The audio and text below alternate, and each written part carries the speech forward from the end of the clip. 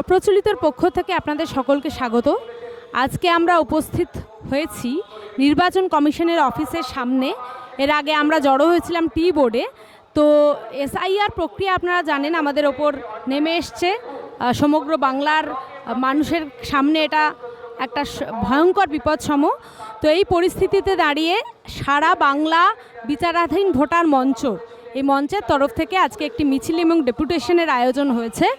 তো মঞ্চের অন্যতম উদ্যোক্তা সুমন সেনগুপ্তকে আমি কিছু বলার জন্য অনুরোধ করছি যে এই আন্দোলনকে এগিয়ে নিয়ে যাওয়া এবং এই এসআইআরের যে বিপদ, 1,20,00,000 মানুষের ওপর আজকে চেপে বসে রয়েছে এই বিপদ, সেখান থেকে বেরোবার রাস্তা কি? হ্যাঁ, 1,20,00,000 মানুষ যে বাদ গেছেন, মানে তার মধ্যে কিছুটা অংশ এখনও ঝুলে রয়েছেন এবং কিছুটা অংশকে বাদ দেওয়া হয়েছে। সেই সমস্ত মানুষের ভোটের অধিকারের দাবিতে আজকে সারা ভারত ভোটাধিকার মঞ্চের পক্ষ থেকে আমরা এখানে এসেছি। আগামী দিনে এই লড়াই আরও তীব্র হবে। আশা করছি যে নাগরিকেরা এখনও ভাবছেন তাদেরটা বেরিয়ে যাবেন, তারাও তার পাশের সহনাগরিকের জন্য রাস্তায় নামবেন। আজকে প্রাথমিকভাবে যে রিয়াকশান দেখানোর জন্য আমরা এসেছি, সেই রিয়াকশানটা দেখানো হচ্ছে। আগামী দিনে ভবিষ্যতে আরও বড় কর্মসূচি নেওয়া হবে। বিভিন্ন জেলাতে এই সারা বাংলা ভোটাধিকার মঞ্চ ঐক্যবদ্ধ হওয়ার চেষ্টা করছে। আশা করা যায় আগামী দিনে এই লড়াই আরও তীব্র হবে এবং কোনো ভোটারকে বাদ রেখে নির্বাচন ঘোষণা করতে দেওয়া হবে না। এই যে দাবি, এই দাবিতে আমরা সফল হব এবং মানুষ তার নিজের দাবি আদায় করে নেবেন। ভোটার ছাড়া ভোট নয়, এটাই হচ্ছে দাবি। এসআইআর প্রক্রিয়া নিয়ে আপনারা কি বলবেন? এসআইআর প্রক্রিয়া কি বাতিলের কথা দাবিতে রাখবেন? মানে এর আগে বহু এই ধরনের দাবিতে আন্দোলন হয়েছে কিন্তু তারপরে হয়নি আর কি। এসআইআর প্রক্রিয়া ধরুন একটা পর্যায়ে শেষ হয়েছে, এবার এসআইআর প্রক্রিয়ার ডিজাইনটার মধ্যেই ভুল আছে, মানুষ বাদ যেতে পারে। আমরা প্রথম থেকে দেখুন, রাজনৈতিক দলেরা এইভাবে বলতে পারে না বাতিল করা হোক, সেটা তাদের বাধ্যবাধকতা, কিন্তু নাগরিকরা তো বলতেই পারে যে বাতিল করা হোক। আমাদের সাথে রয়েছেন খড়গপুরের বাসিন্দা আসলাম আহমেদ, যিনি দাঁতন কলেজে অধ্যাপনা করেন। তার এলাকায় তিনি কিভাবে দেখছেন যে কতজনকে এইভাবে বিচারাধীন করে রাখা হয়েছে এবং তারা কিভাবে আতঙ্কিত রয়েছেন এবং আন্দোলন নিয়ে তারা কি ভাবছেন, সেটা নিয়ে আমি একটু ওনার কাছ থেকে শুনে নেব। আমি খড়গপুর শহর বিধানসভার একজন ভোটার। তো আমি সেখানে মানে সংখ্যালঘু অধ্যুষিত মুসলিম এলাকার একটা ওয়ার্ডের বলছি। ওইখানে মানে 11টা পার্টে মানে আপনার মোট 2300 কিছু ভোটার যে আছে যারা বিচারাধীন, মানে যেখানে ভোটার আছে টোটাল 10,000, 10 থেকে 11,000 হবে, কিন্তু বিচারাধীন ভোটারের সংখ্যা 2300-র উপরে। আমি পার্ট ভিত্তিক বলতে পারি, মানে আমাদের ওখানে বিভিন্ন পার্টে, যেমন পার্ট নম্বর 79-এ আছে 292, পার্ট নম্বর 80-তে আছে 212, পার্ট নম্বর 81-তে 420, পার্ট নম্বর 82-তে 190, মানে এইভাবে আছে। মোট 2300-র উপরে আন্ডার এডজুডিকেশন আছে। আবার আমরা একটা জিনিস লক্ষ্য করেছি ওইখানে, যে সমস্ত নন মুসলিম এলাকা, সে সমস্ত এলাকায় ভোটার লিস্টও খুলে দেখেছি, সেখানে আন্ডার এডজুডিকেশন প্রায় মানে একটা গোটা পাতায় একজন কিংবা দুজন বা নেই। অথচ মুসলিম এলাকাগুলো যে ওখানে আমরা খুলে দেখছি, বা যেগুলো একটু মানে গরিব দলিত এলাকা, সেখানেও আন্ডার এডজুডিকেশন কিছু আছে।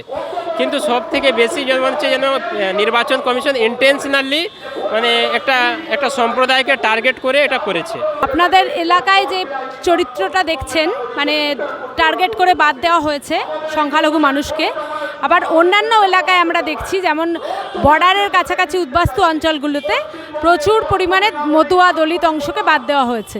তো তাদের মূলত বাতিলের তালিকায় রাখা হয়েছে। তো তাদের দাবি দেওয়াকে কিভাবে জুড়বেন এই আন্দোলন, ভাবছেন? না, আমরা টোটালি এটা মানে টোটাল এসআইআর এই প্রক্রিয়াটাকে মনে করি একটা গরিব এবং দলিত ও মুসলিম মানুষদের বিরোধী একটা পদক্ষেপ। এটা রাষ্ট্র মানে মানুষের যে তার নাগরিকত্ব বিচার করা নির্বাচন কমিশন কেউ নয়। যেখানে ভোটাধিকার মানে ভোটে নাম তোলার জন্য একটা সময় আমরা শুনতাম বাবা মায়ের মুখে যে বাড়ি বাড়ি এসে জিজ্ঞেস করে নাম লিখে দিত যে কারা কারা ভোট দেবে, কিন্তু এখন এই নির্বাচন কমিশন নির্যাতন কমিশনে পরিণত হয়েছে এবং মানুষকে কিভাবে বাদ দেবে সেই প্রক্রিয়া চালাচ্ছে। এটা সাধারণ মানুষ বিরোধী একটা পদক্ষেপ আমি মনে করি। এই সারা বাংলা বিচারাধীন ভোটার মঞ্চের অন্যতম উদ্যোগী মানুষ ফারুকুল ইসলাম, আমাদের সহনাগরিক এবং সারা বাংলা ভোটাধিকার মঞ্চের অন্যতম উদ্যোক্তা। তাকে আমরা অনুরোধ করব তার ব্যক্তিগত অভিজ্ঞতাও আমাদের সামনে রাখতে, কারণ তিনিও এবং তার পরিবারের অনেকেই এই তালিকা থেকে বাদ গেছেন, বাদ নয় মানে বিচারাধীন রয়েছেন। তো সেই জায়গা থেকে ওনার অভিজ্ঞতার কথা আমরা ওনাকে শেয়ার করতে অনুরোধ। না, অভিজ্ঞতায় যেটা দেখছি যে নির্বাচন কমিশন বিজেপির একদম এজেন্ডা নিয়ে কাজ করছে, এটা নিয়ে কোনো সন্দেহ নেই।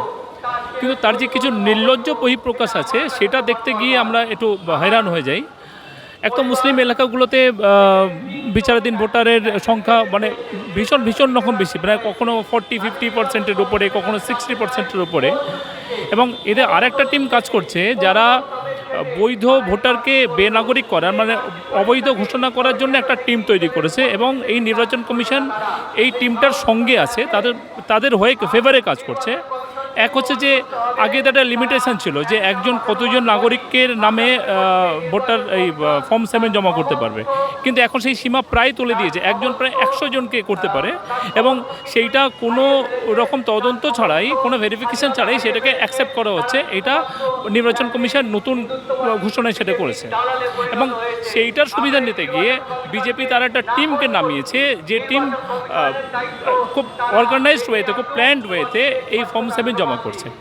কিছু কিছু জায়গাতে ধরা পড়েছে এবং আমি আমার ক্ষেত্রে, আমার ওয়ার্ডের ক্ষেত্রে যেটা দেখেছি, আমার ওয়ার্ডের ক্ষেত্রে প্রায় 590 এরকম কিছু একজন ভোটার এবং সেই ভোটারদের মধ্যে প্রায় 40 জন হচ্ছে মুসলিম ভোটার।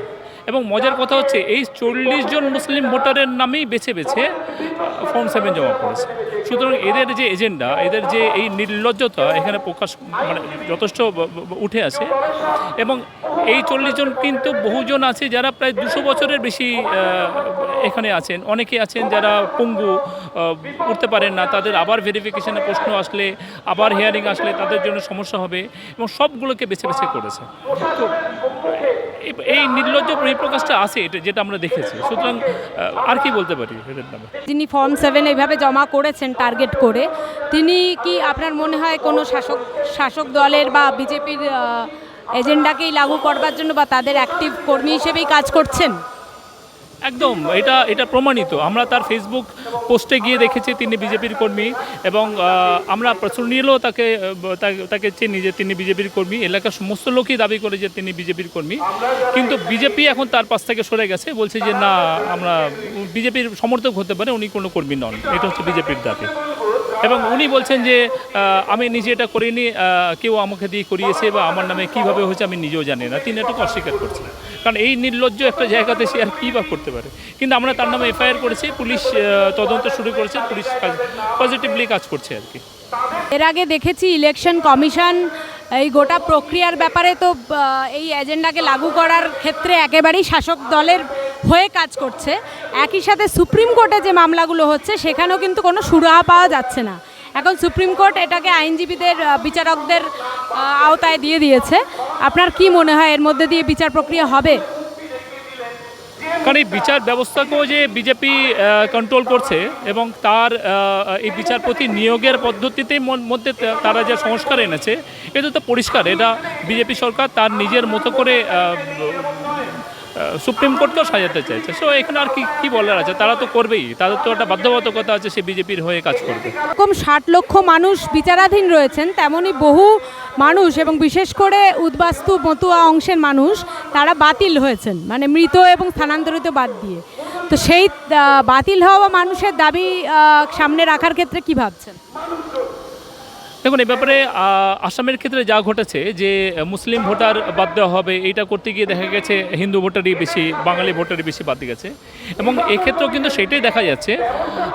আমি আমাদের লিস্টে, আমাদের ওয়ার্ডে বা অন্য অন্য জায়গাতে দেখেছি বরং ডিলিটেড ভোটারের যারা আছে তাদের মধ্যে নন বেঙ্গলি বেশি, সাউ সিং মানে অবাঙালি বিহারি এবং এবং খুব স্বাভাবিকভাবেই তারা বিজেপির সমর্থক বেশি, কারণ এই নামগুলো আগে থেকে ছিল, আগে ভোট দিচ্ছিল, কিন্তু এখন লিগালি কোনোভাবেই তারা আর সেই জায়গা নিতে পারেনি, বরং তারা বেশি বেশি করে রিলেটেড হয়েছে। এবং সেইটার উল্টো দিকে করা হচ্ছে যে মুসলিম ভোটারদেরকে বেশি বেশি বিচারাধীন করে রাখা হচ্ছে সামান্য সামান্য অসুবিধাতে, কিন্তু অন্য অন্য নামগুলো অনেক সমস্যা থাকা সত্ত্বেও, অনেক অসঙ্গতি থাকা সত্ত্বেও সেগুলো বিচারাধীন করা হচ্ছে না, এটা তো আমরা দেখেছি।